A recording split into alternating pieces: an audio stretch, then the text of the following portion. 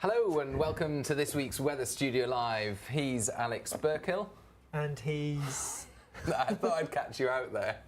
No, I was paying attention to that bit. Okay. I wasn't paying attention before. I was watching one of our screens because I was tentatively waiting to see if I've been put into the intro graphics yet. I don't think I have. So I'm going to be taking that up with you, Rich. Our name straps have come up, but no one said who I am yet. Oh, you're Aidan McGivern. Thank you. We did that in my mind. And yeah, we are live from the Met Office HQ in Exeter.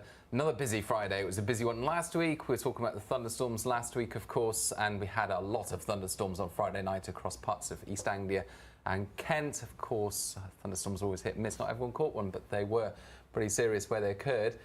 This week, we're talking again about thunderstorms, but before the thunderstorms happen, we've got some hot weather to talk about as well. Yeah, even higher temperatures. We've seen temperatures ramping up as we've gone through this week, and we already exceeded 30 Celsius yesterday. We're likely to do that again today, tomorrow, perhaps Sunday as well. So, yeah, we're in a heat wave. And let us know how you're feeling. Are you enjoying the heat or are you struggling? We do have some pretty warm, muggy nights to come as well, so that's going to add to any difficulties that you might be having. Yeah, and it's been a busy week. What have you been up to? Lots of things, lots of things. So a big thing that came out, we had a paper or a report was issued on Wednesday about the chances of exceeding 40 Celsius again in the UK. And so there was a lot about that. I was lucky enough to catch up with the author, Dr. Gillian Kay, and as part of that, for my Climate Conversations show, which Claire and I produce and is available on YouTube, and I had a really good conversation with her about what this means for the UK and other things that weren't brought out just in the report. We talked about higher temperatures that could be possible and the implications. And we actually have a short clip of the Climate Conversations that we can show you now. Dr. Kay specialises in understanding the likelihood and dynamics of extreme climate events in the current climate. Her work has contributed to government resilience reviews and represents the cutting edge of climate risk assessment. Dr. Kay's latest paper uses sophisticated climate modelling to answer questions like, what are the chances of seeing 40 degrees again? Could we see even higher temperatures? And when we are under heatwave conditions, how long will a particular episode last? The findings are as significant as they are sobering, painting a picture of a nation standing at a climate crossroads, where yesterday's impossible has become today's inevitable. As we'll discover, the summer of 2022 wasn't an anomaly, it was a preview. Yeah, thanks Claire, and also big thanks to Dr. Gillian Kay for coming on Climate Conversations with me. Do check that out because it was a fascinating talk that I had with her. Other things I've been doing this week, well, actually yesterday I had the day off and I went to the beach with the kids, which was fraught with problems. Okay. Had issues, my daughter trod in some dog poo, not great. I forgot my swimmers, and so I couldn't even go in the water. It wasn't a nudist beach, so I wasn't allowed to. That's a shame. I needed the swimmers in order to go in. So lots of problems, but we did have fun splashing around for a bit. You were busy yesterday. You launched. Yeah, the storm names, and there was a lot of publicity about this. You might have seen it. We are now opening up the floor to you lot at home to send in your storm names if you fancied naming a storm after yourself or someone you know, someone in your family or a friend or someone you don't like maybe. Then yeah, just let us know. You can head to the Met Office website, and 12,500 people already have submitted suggestions. Which is mind-blowing, just how many, and we do have to read them all. Well, not us, but the team here at the Met Office do need to read through all of them and pick out the best ones, the favourites, etc. Stormy McStormface is That's there probably a about few half times. of them. There's probably 6,000 suggestions for Stormy McStormface. It will happen one day, I'm sure it will. Yeah, we've had a couple of requests. I know we've had a Storm Aidan in the past, haven't we? And we have technically had a Storm Alex of sorts. At the same time. Yeah, it wasn't. Bizarrely. It wasn't quite one that we named. It was one named by the another storm. Was it the French? Yeah, and they snuck in. But it still counts. I still count it, so it's fine. So I don't think we're going to be on the name list this year, are we? No, I wasn't that bothered about getting my name in there. It wasn't, that Storm Aidan wasn't my suggestion, actually. It was a different spelling of Aidan as well. It was with an Right EN. spelling. Yeah. But yeah, so if you want a storm named after you or a loved one, send us your suggestions, and you can also tell us the reason why you are suggesting that name as well, because I'm sure there'll be lots of different kinds of reasons, and we love to hear from them. And then if you submit that suggestion by the start of July, I think July the 3rd, then hopefully you'll be in with a shout for this year's storm season, which starts in September. And if you're unlike Aidan and like the idea of a storm being named after you, then definitely worth putting it in. Right, loads of questions already. Actually, just picking up on one from Nigel Clifford, because it references that 40 Celsius paper. He said, is it possible to discuss the recent research into the likelihood of exceeding 40 Celsius, and what does it mean when we could theoretically have highs as high as 46 Celsius? Well, I mean, it's theoretically possible. Well, I mean, it's always worth bearing in mind that before we reached 40 Celsius a few years ago, most people didn't think it was going to happen as soon as it did. Theoretically, and what actually happens, I mean, even just this recent hot spell, there were some model runs which were coming out with high 30s, low 40s in June, which is pretty remarkable. And so the field is changing all the time. We're developing. I think theoretically, the chances of getting as high as 45, 46, I mean, I don't think it's out of the question anymore. But it's not a one in every year occurrence yet or anything like that. We're not even there with the 40 Celsius. But it's just becoming more and more likely. And I think the thing that was most alarming, most brought out in the paper, is the rate of increase at which we're likely to be seeing the chance of exceeding 40 Celsius and beyond is going up.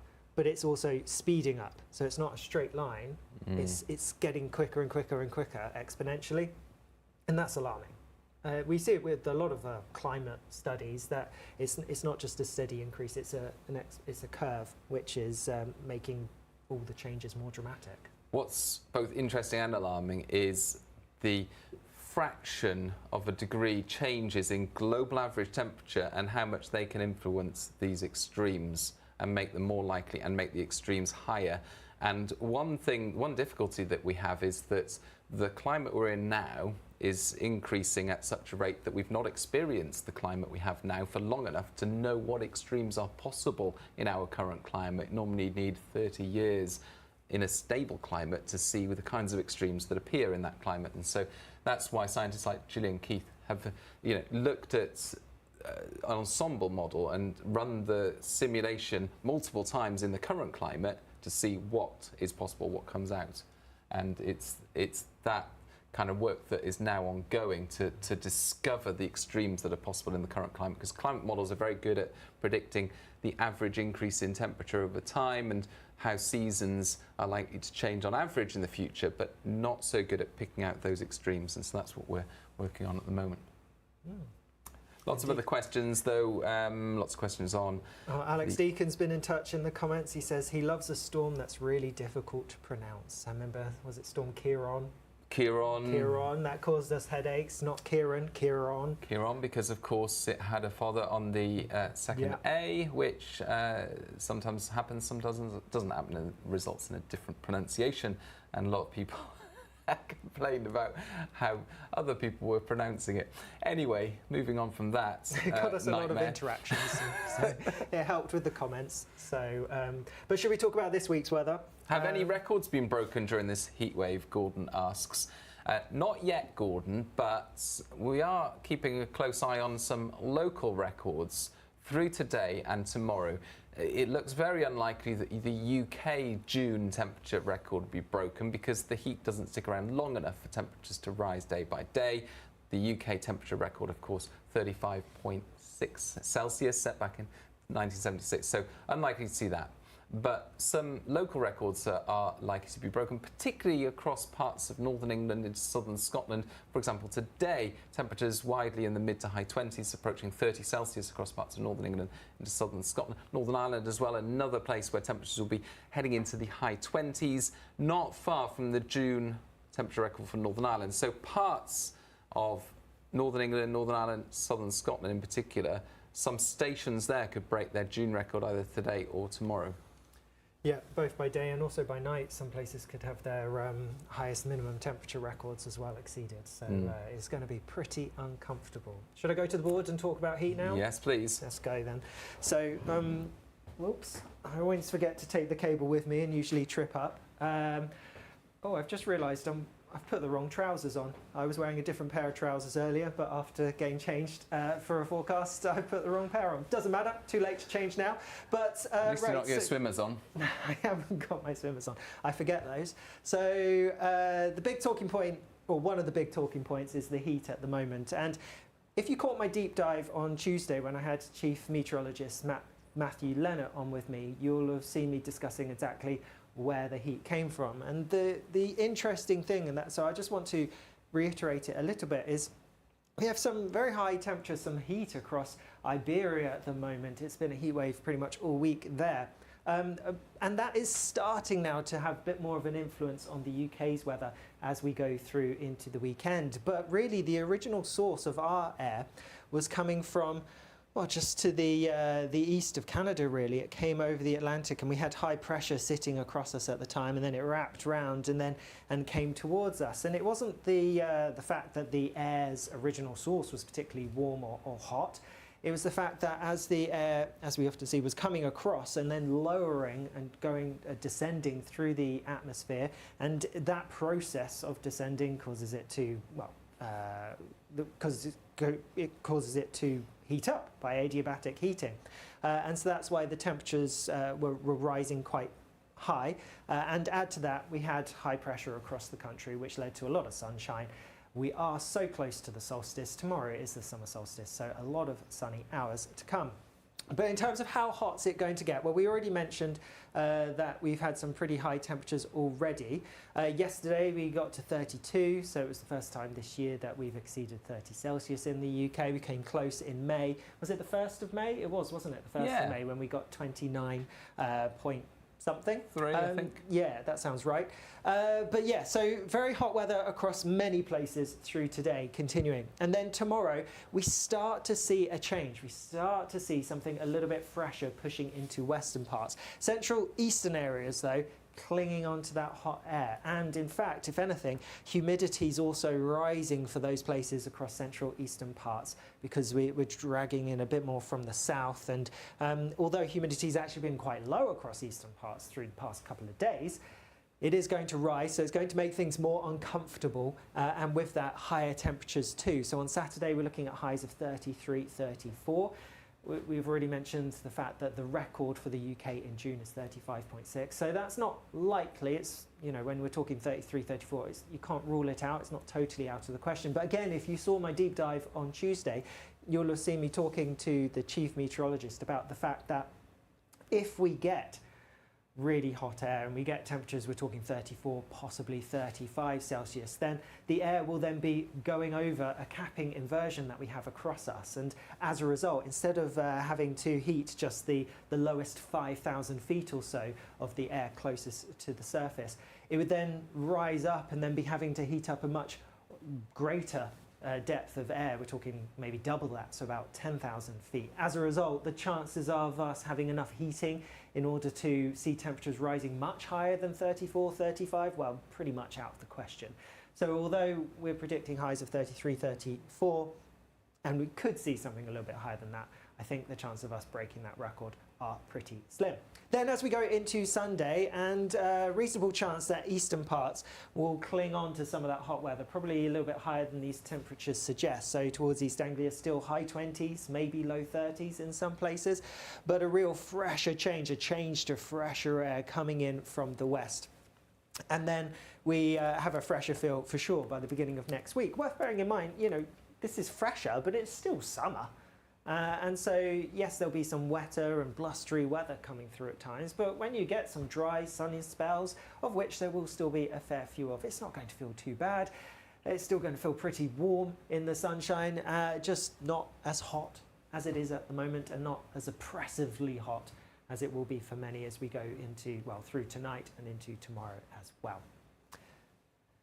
But then, similar to last week, the next thing that I wanted to talk to you about,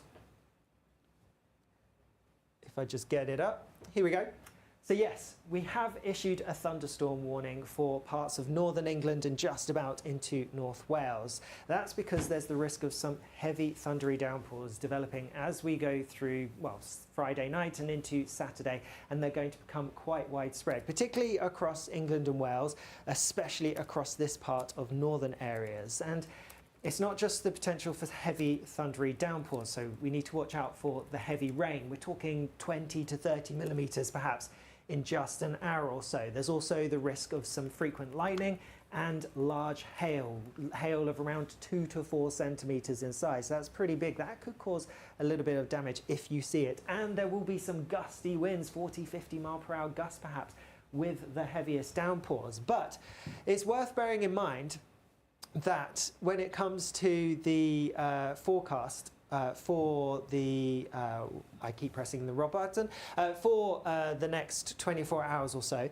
the showers will start to push into parts of the southwest as we go overnight. And so by the time we wake up, there will be a scattering of showers across parts of Devon, Cornwall and other southern counties, maybe feeding into Wales and the Midlands. Further north it's drier. And then as we go through into the afternoon, and those showers become more widespread. So even in areas away from that yellow warning area, there is the potential for some heavy thundery bursts. Particularly Wales, southwest England could see some thunder at times, and with that some heavy rain as well.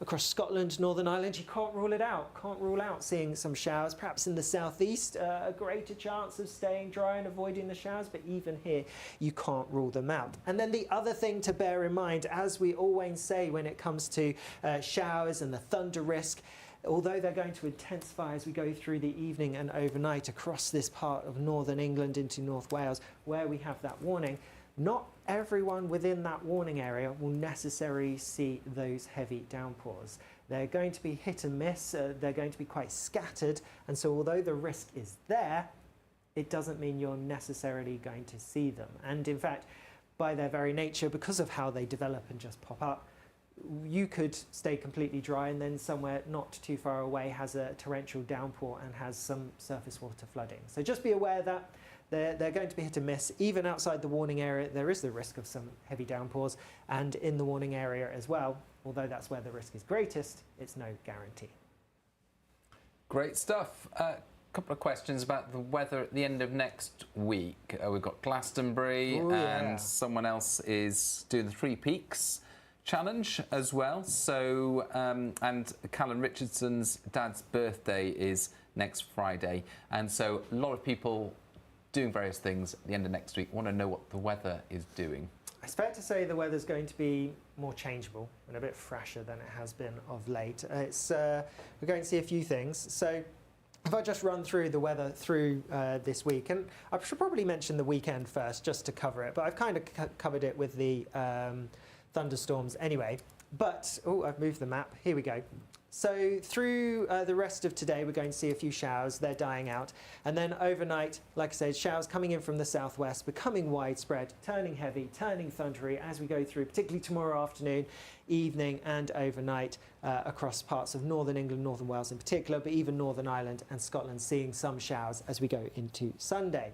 And then we have a front. The first front kind of weakens and dies a death. The second front comes through. And so although there's a lot of dry weather for many places on Sunday, particularly towards the east, and still those high temperatures, we are then going to see that front bring some showery rain and pushing southeastwards as we go through the latter part of Sunday. Then we have this fresher air coming in. If I put my air mass on, you can see the cooler air that's coming in behind this front. And so, like I said, temperatures are dropping. It's not going to be as warm as or hot as it is at the moment. And there's going to be kind of this constant stream of spells of showery stuff, spells of longer rain at times as well. So definitely a few days away. What was 17th? Was that Tuesday? And what it shows is the pressure pattern as we go into the future. And the orange is indicating higher pressure. And so this actually indicated that we were likely to see this high pressure dominating through this week, which we have done. And then it looked like it was going to stick with us and be the most dominating pattern through, well, the following 10 days or so, so lingering through much of next week. But it now looks like things have changed a little bit. So this is a more recent version of the hot model. It still has the high pressure around us at the moment, and there are hints of high pressure returning in about 10 days or so. But in between, it's a slightly less strong pattern, really. So there will be some more changeable weather to come. So it's a slight change in the story. We were going perhaps previously that we'd have this high pressure and it would be dominating for a little while yet, but in fact I think it's likely to stay a bit changeable. This time of year, well, changeable means yes, there'll be some rain, could be quite heavy at times, but there will also be some drier, sunnier spells. So if you're going to Glastonbury, I think you need to prepare for all of it really. So you know, you'll need your sun cream and your hats for when it's quite hot and sunny, and then you'll also need your wellies and your coats for when it's starting to tip down.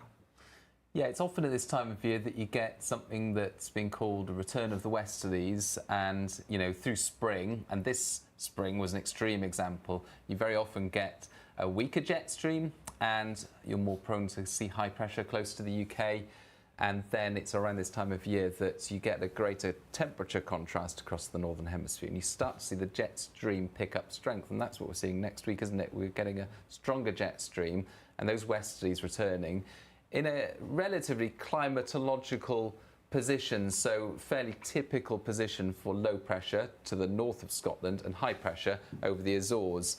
And so nothing particularly unusual about next week's weather, a fairly standard summer pattern for the UK. Reasonably cool, mixed weather, some showery days, some drier days, driest weather to the south, much more changeable further north. But it wouldn't take a lot for the jet stream just to, you know, nudge a little bit further north to allow some of that hotter air to the south to return at times. So yeah, it's on a knife edge, isn't it, in terms of keeping things changeable predominantly, but always the potential for that more settled weather, the Azores high, to push further north at times. And that's what the latest GFS model has shown. It's shown high pressure developing across the whole of the UK next weekend. So that's the latest in the previous GFS run, although many other models, the majority of models, are suggesting the more changeable weather will stick around for much of the time. Yeah, I think it's worth bearing in mind at this time of year, looking a week, 2 weeks in advance is often fraught with issues, and there's often increased uncertainty at this time of year because of various complications going on. Right. Do you fancy a quiz? Already? Quiz? Okay. Yeah, well, it's getting on. It's 20 to 1 already. Let's do quiz. I'll put the picture up, but yeah, let's do it.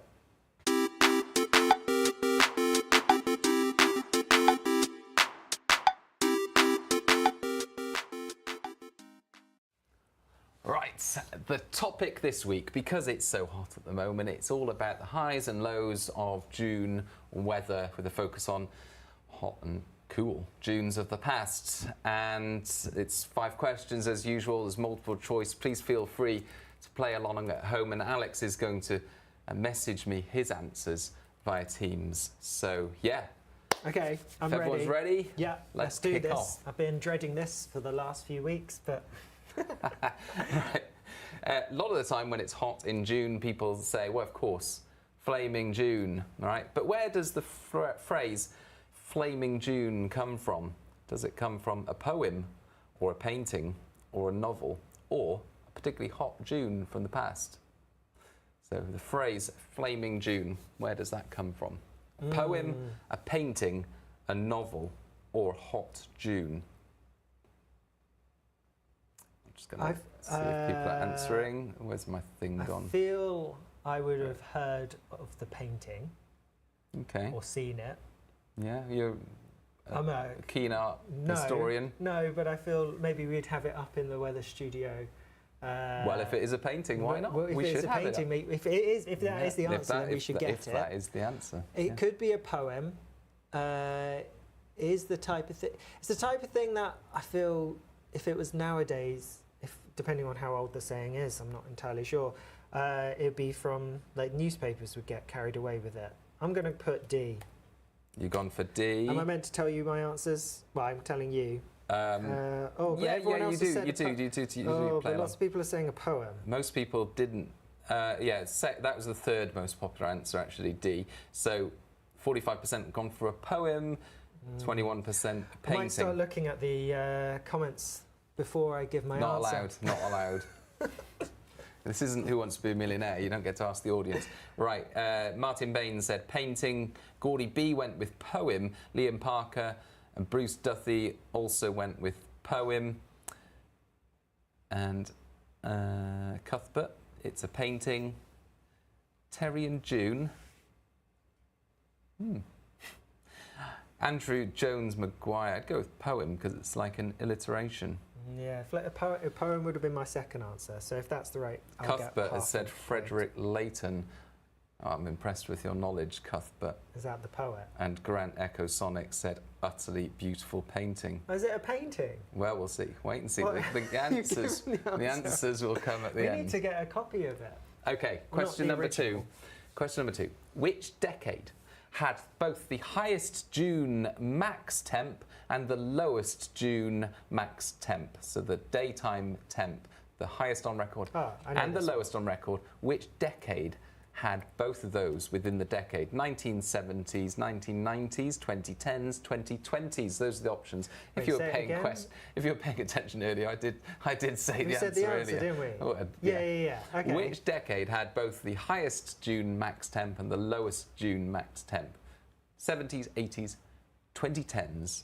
Oh, 70s, 90s was one of the options, I beg your pardon. 2010s, 2020s.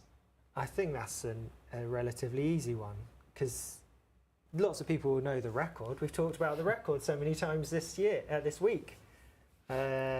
Gordy B said 2010s. Andrew Dale, Bruce Duthie have also, well, they've said the 2020s. Liam Parker and has It was the year said before as well, wasn't it? 70s. Wasn't the lowest temperature the year before the highest temperature? Oh, yes, of course. This is a bonus point, right? Yeah. Opportunity for a bonus point if you can name each year. Okay. So the name of the year that had the lowest June max temp and the year that had the highest June max temp. So I get a bonus point. If you're right. Wow. See? Okay, 45% of people said the 1970s and 22% said the 2010s. We'll see. We'll see. Question number three. What happened following the hot June of 1858? The options are the Great Drought, the Great Flood, the Great Storm, or the Great Stink. What happened following the hot June of 1858? The Great Drought, Great Flood, Great Trying to Storm, remember. or Great Stink. I wasn't alive. It's not one that comes up often, actually. It only The came Great up when I was Stink looking into this. sounds like a good suggestion because if it's hot, it stinks. And London probably at that time wasn't probably that clean. What were the other options? Drought, flood. Drought, flood, storm, or stink. All of them sound plausible. I mean, yes, that's why you've put them as answers. Andrew Jones Maguire's gone with Great Stink. Artie Miss, Stink from the Thames. Martin Baines, Great Stink. Yeah. Everyone's going for Great Stink. I'm going to go with my gut. Oh, should I put? Oh no, if I We've done it now. yeah, that's fine. Oh Answer is locked in. yeah. I don't want it coming up saying edited. 65% of you went with Great Stink. 17% with Great Flood. And Grant Echo Sonic, full of information today. The development of the embankment came shortly afterwards. Was that to counter the stink? We'll see. Now, question number 4. Why was the summer solstice in 1783 unusually dark and hazy in the UK? Okay, so there was a very dark and hazy summer solstice in 1783, but why? Wildfires, a volcanic eruption, sunspots, or a meteorite impact? Do you want those options again? Was it Yeah. wildfires, volcanic eruption, sunspots, or a meteorite impact?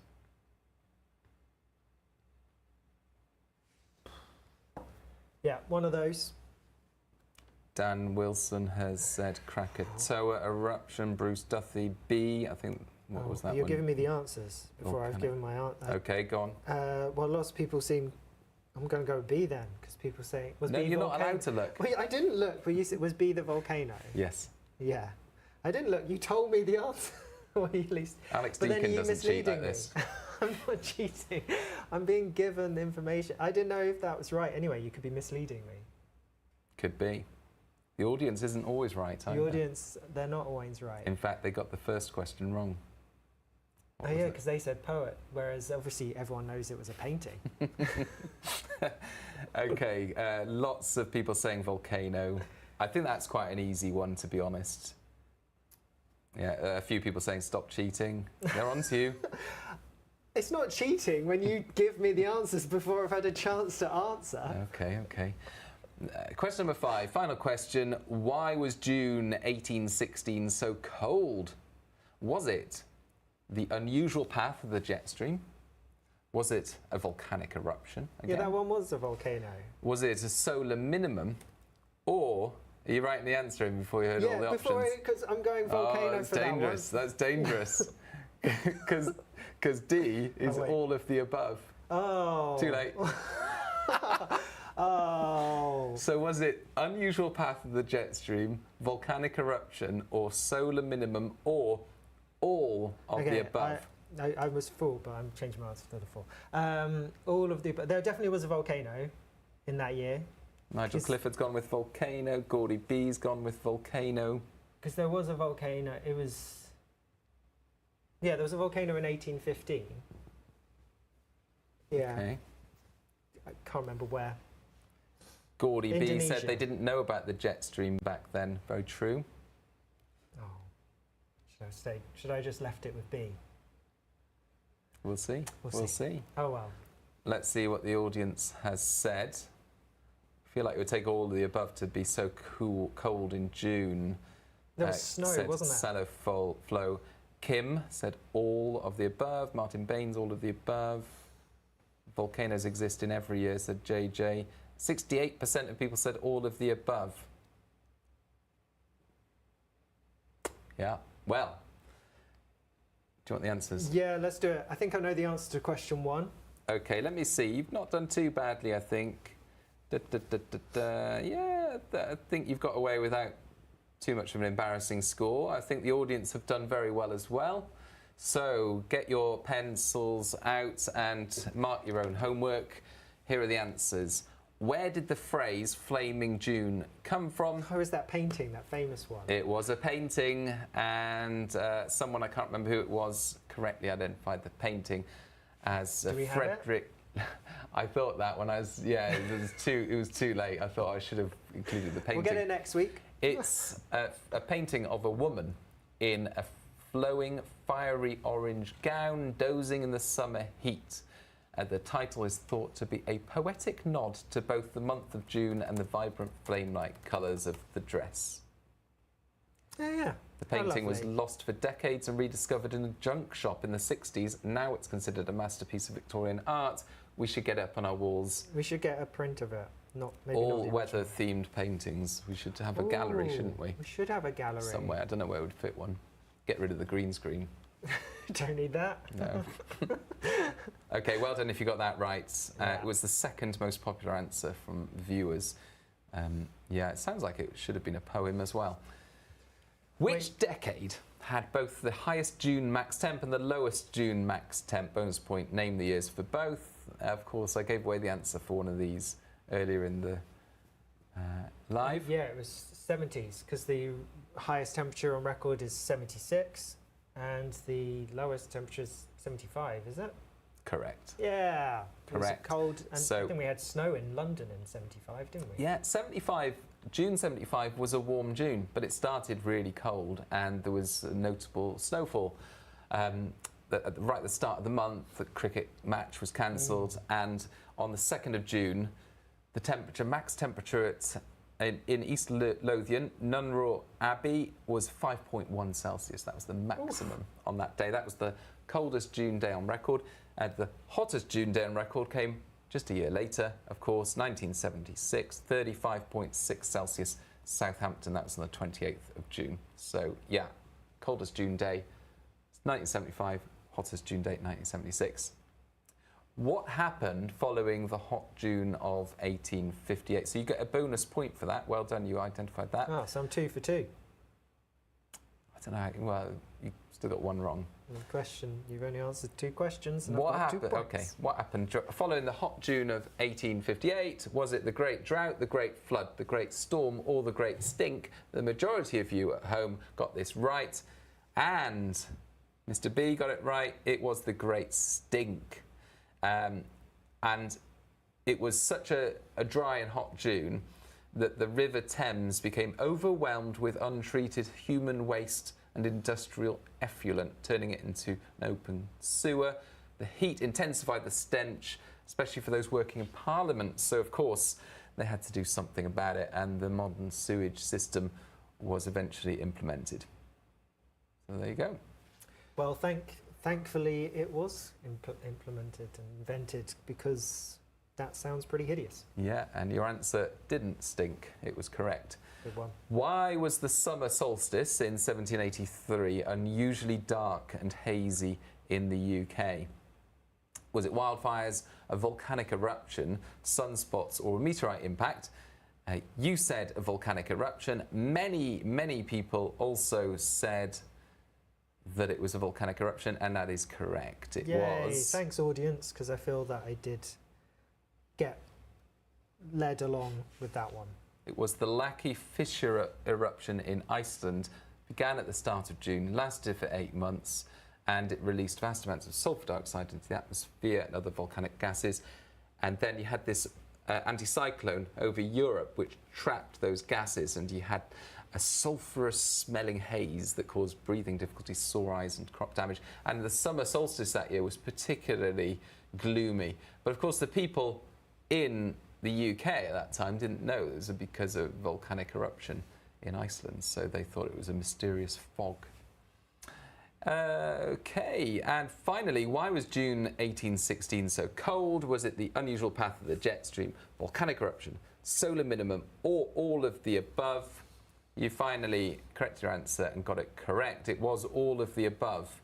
So this was the Dalton minimum, sunspot minimum. It was kind of towards the tail end of the Little Ice Age, and you had the compounding effect of Mount Tambora that erupted, you said correctly, in 1815, that caused a global cooling. Indonesia. Mount Tambora in Indonesia caused a global cooling and led to what they called the year without a summer. And you had unusual weather patterns, which were possibly caused by the solar minimum and the volcanic eruption, but may also have compounded the cold air. So all of those factors, not one single factor, all of those factors led to the year without a summer. June was particularly cold that year with, well, I think there was probably some snow in some places, certainly some overnight frosts. And if you're interested in that sort of thing, then I've made a video about it, looking at the year without a summer in 1816 and what caused it. And could a similar thing happen today if we had a similar sized volcanic eruption? So I've done that video, and it's going to go on our YouTube channel tomorrow, so keep an eye on that. And we've got a little clip of it to play to you now. What would happen to the UK's weather if a major volcanic eruption occurred elsewhere on the planet? One way of answering this question is to look back at what's happened in the past. In April 1815, the volcano Mount Tambora on the island of Sumbawa in Indonesia erupted. It was the most violent volcanic eruption in recorded human history. On Sumbawa and neighbouring islands, tens of thousands of lives were lost, either directly from the eruption or during the following months from starvation and disease. Indirectly, the impacts from Tambora's eruption were far-reaching around the globe, from air temperature to weather patterns, and from food supplies to literature and art. Why did Tambora have such a big effect on the weather around the world, and what would happen if a similar eruption occurred today? Yeah, so keep an eye out for that tomorrow on our YouTube channel. That was a great segue, Aidan, going from the questions in the quiz into a little tease for your lovely explainer video. So well done. I got 5. Because you got 1 wrong, but you got the bonus. Yeah. So 5 out of 6. We will just go with 5. I think it's the 4 first out time. of 5 plus extra sticker. I'll get you a sticker. But I do feel I was positively swayed with one of the questions by the audience at home. So thank you for that. The audience at home did well. Martin Baines, 5 out of 5 correct, plus the bonus point. Oh, full house. Ames Mason has said 5 out of 5, but they are counting the one like you did. The bonus. So we've got the bonus, but not. Okay, we'll give you that. Fair enough. Still counts. Stephen Smith, 3 out of 5. Gordy B, 2 out of 5. Dan Wilson, 4 out of 5. Some impressive scores. Grant Echo Sonic, 5 out of 5. Plus all that extra information that you were giving us as well. So you really know your historical Junes. Congratulations. Actually, a few people have been asking questions about the radar today. Yes, I'm going to go back to the because it's showing screen. something a bit weird. It is a bit weird, which isn't ideal on a day like today when obviously we're talking about such hot weather. But if I just try and zoom into the UK, and I mean, some bits on the radar are correct. If I run it through, you'll see what I mean. If I press play. So well, that goes too quickly, doesn't it? So I can't press play. That was foolish. But is there a way to slow it down? Pause it. If you go to the radar graphic, then it shows the 24 hours. This one? No, top, that one, and then left a bit, down. That yeah, one. that one. Oh, yeah. there we go. Last 24 hours. That's better. So what you can see is we have some showery rain, but there's this interference of sorts that's appearing over London. It's more obvious there. Do you see it? If I pause it there, I didn't get there in time. But yeah, there's this fuzzy stuff. Because it's not drizzling with rain over London at the moment, it's a slight error, which isn't ideal. It's being worked on at the moment to try and resolve it because it's not coming through in all of our output. It's appearing here, it's appearing on the app, but it's not appearing on the computer system that our chiefs are using upstairs, which is slightly confusing. There are many things that could be causing it. Some people suggest it could be flying ants. I don't think it's flying ants at the moment. It looks a bit more than we'd usually see with those on our radar, and also it's a kind of the right setup for flying ants, but maybe a little bit too early in the day, because if you look, it kind of started it was going on early this morning, which is far too early for flying ants to be going off, and they usually wait until July-ish, I think, anyway. There is an inversion at the moment, like I mentioned, and that's going to stop some of the heating getting too high, or some of the heat getting too high tomorrow. So, yeah, it's probably just a little bit of an error, really, which will hopefully be resolved immediately. Yes. So, yeah, don't worry about that rain in London if you're heading out. It's certainly going to be rainy. It's going to be very hot out there in London, and it's going to be feeling very warm further west today, because we've got actually the highest humidities over the next couple of days in the west, and less humid further east, and that's really important as well. Someone asked, Examite from this week's deep dive said, I feel they should reclassify heat waves. On paper, the southwest is going to be 22 degrees, but with the humidity, that's going to amplify it. I feel like heatwave classification could take into account the humidity as well. And, you know, you're completely right, actually, that humidity is really important when it comes to heat. And it's something that is taken into account when the UK Health Security Agency issue heat health warnings, because, of course, humidity has an impact on... Heat alerts. What did I say? Warning. Oh, naughty me. We issue the extreme heat warnings, which we haven't done in this instance. But yeah, the UK HSA issue heat health alerts. Exactly. Yeah. I've been correcting people on that all week, and here I am repeating it. So the humidity is really important for people's health. And of course, overnight temperatures are really important as well. And those overnight temperatures can be very high when it's humid. So yeah, humidity is really important. But of course, if you add in too many factors to a heatwave definition, then it would just get overly complicated. We need something that we can, keep consistent over time. Temperature thresholds will do the job in terms of looking at the average temperature and how much it's exceeding for various areas of the country, and seeing that for 3 consecutive days. That's how our heat waves are defined. But a very good point about the humidity is certainly something we emphasise in our forecasts. It's fair to say it took us a while to come up with a heatwave definition. For years and years and years, we didn't actually have one. There was a time when it was 5 days long, and then things... But and it was something to do with above average, 5 degrees above average, but then technically you could have a heat wave in January when temperatures were like 20 degrees. But yeah, we've come up with this definition. It's not perfect, but it's very good and it's clear, which is why we won't be putting humidity into it. But like you say, the humidity is taken into account when it comes to the heat health alerts. Ames Mason, how can you predict the size of hailstones? That's impressive.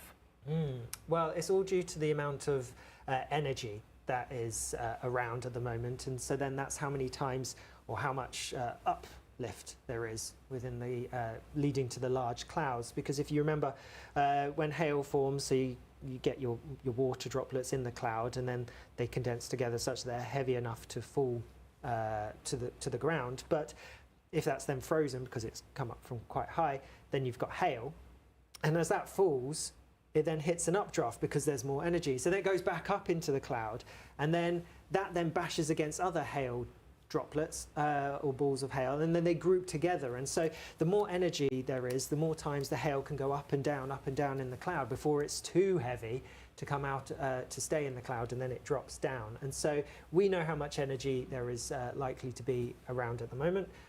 We can show that with our tephigrams. I haven't got one prepared, so I'm not going to do that today, but we can look at that and we can see just in how intense those storm clouds, those cumulonimbus are likely to be, and therefore how large the hail can be.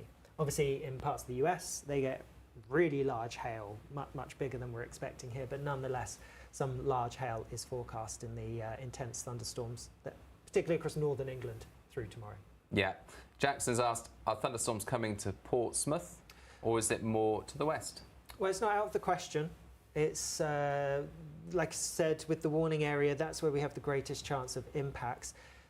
Portsmouth is kind of in that boundary between likely to be drier towards the southeast because of the proximity of the high pressure, and then the showery stuff that's coming in across more western, southwestern parts. One thing that is worth bearing in mind, that whilst the southeast, I should probably be back at the screen, but I've got up and down enough times. Whilst the southeast is likely to be drier, it's not out of the question that if temperatures get high enough tomorrow, we could see some homegrown showers developing. So a lot of the showers, the thunderstorms that we see through tonight, through tomorrow, are coming up from the south, and they're going to get a bit more oomph behind them because of the hot air that we have over us at the moment.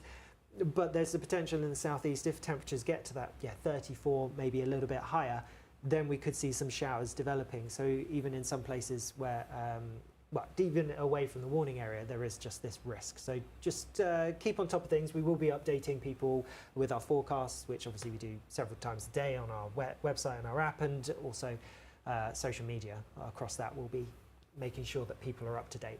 Yeah, always worth emphasising the hit and miss nature of thunderstorms, meaning that even if you're not in the thunderstorm warning area, there's still the risk of thunderstorms.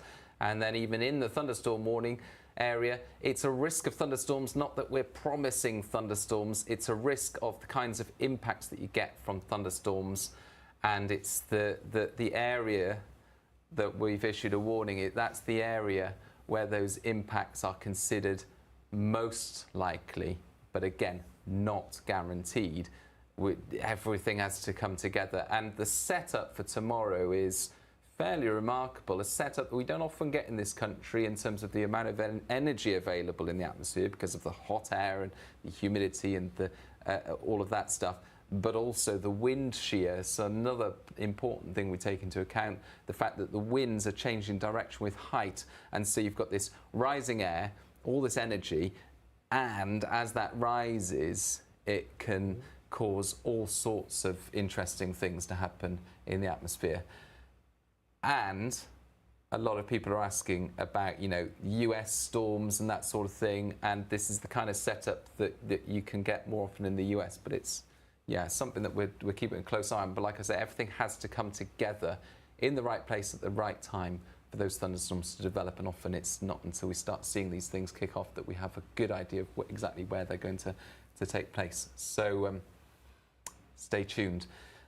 But that's probably more than enough from us. Another busy week coming up, or few days. It is. Tomorrow's Show Your Stripes Day as well. If you're interested in that, the climate stripes, you might have seen them. They were developed by Ed Hawkins, a climate scientist at Reading University. They are basically the stripes that go from blue to red, each colour representing the average temperature for that year. And they're a really powerful way to show the warming of the planet, or for different regions you can head to Ed Hawkins' website and see, key in your location and see how the climate has changed for that location visually using those stripes. So Show Your Stripes Day is a day in which meteorologists, climate scientists, weather presenters sort of promote this a lot more to raise awareness of climate change. That's tomorrow. Don't forget, send in your storm name suggestions as well if you want to make the list for this September. And yeah. Watch that volcano video as well. Watch that volcano video. So you've got a busy weekend, lots of homework. But that's all from us. Thank you for joining us. Thank you for all your interesting questions. And enjoy the weekend. Stay safe from the high heat, high UVs, and that risk of thunderstorms as well. Yeah, have a lovely weekend and we'll see you again soon. Bye-bye.